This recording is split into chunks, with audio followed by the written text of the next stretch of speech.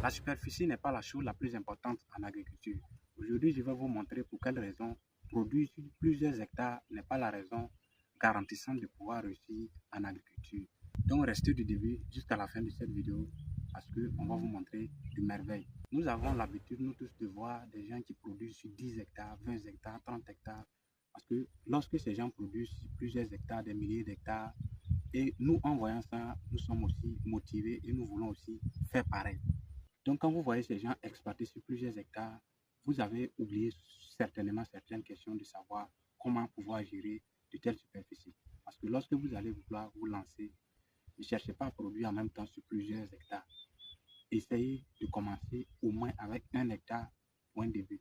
Si vous êtes nouveau ici, moi c'est M. Kaboré Érudit. Ici, moi je vous parle d'agriculture, je vous parle d'investissement et je partage avec vous des conseils instructifs pour vous permettre de booster dans votre production agricole.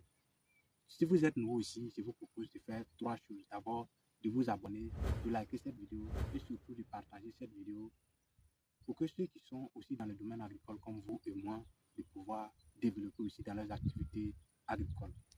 Donc, si vous êtes par exemple 3 personnes que vous voulez vous lancer dans une production de, par exemple, j'ai dit un truc un peu banal, vous voulez vous lancer par exemple sur une culture de 3 hectares. Au lieu de vous lancer sur les 3 hectares, vous pouvez vous mettre ensemble et exploiter uniquement 1 hectare. Quand vous allez produire ces 1 hectare en 3, vous devez vous concentrer pour pouvoir bien arroser, bien traiter, bien faire les apports engrais. Même si votre budget dépasse cette superficie, le budget qui peut rester peut être un fonds de sécurité. Si vous avez pu entretenir votre 1 hectare en réduisant, vous allez obtenir un bon rendement. Peut-être vous pouvez avoir plus de, j'ai dit un chiffre un peu banal, vous pouvez avoir peut-être par exemple 8 millions, 10 millions sur votre superficie de 1 hectare lorsque vous avez bien géré. Mais imaginez lorsque vous dites que vous avez un budget de 3 hectares, si vous lancez les 3 hectares, vous pouvez peut-être avoir des problèmes financiers ou peut-être même ne pas avoir une main-d'œuvre suffisante pour pouvoir effectuer ces activités. Vous n'allez pas pouvoir faire de très bons apports d'engrais. Vous n'allez peut-être pas pouvoir bien arroser, bien mouiller les cultures comme il se doit. Vous n'allez peut-être pas pouvoir bien traiter comme il se doit. Vous n'allez pas pouvoir prendre le soin d'observer chaque plante en détail pour pouvoir comprendre ce qui est et de pouvoir régler ces problèmes-là, c'est-à-dire les maladies ou encore des carences en manque de nutriments ou d'autres choses en tout cas. Et maintenant, au bout du compte, vous allez voir que peut-être sur les 3 hectares que vous allez lancer, vous allez vous retrouver peut-être avec 20 millions. Pourtant, si c'était réduit à 1 hectare, vous allez peut-être vous retrouver avec 10 millions. 10 millions sur 1 hectare, c'est mieux que 20 millions sur 3 hectares. Parce que le chiffre devrait être multiplié par 3 et non par 2. Donc, c'est comme si vous avez perdu une part. Donc, le plus intéressant, vous choisissez une superficie dont vous êtes sûr de pouvoir gérer d'ailleurs. Quand vous lancez sur une superficie que vous pouvez gérer, voici ce qu'il faut faire.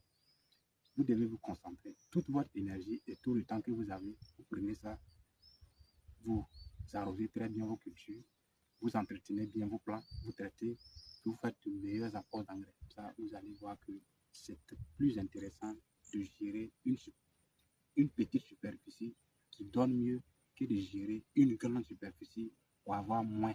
C'est-à-dire quand vous allez lancer les 1 hectare, que vous allez peut-être vous retrouver avec 10 millions, et que vous allez lancer 3 hectares, vous allez vous retrouver avec 20 millions, c'est presque inutile.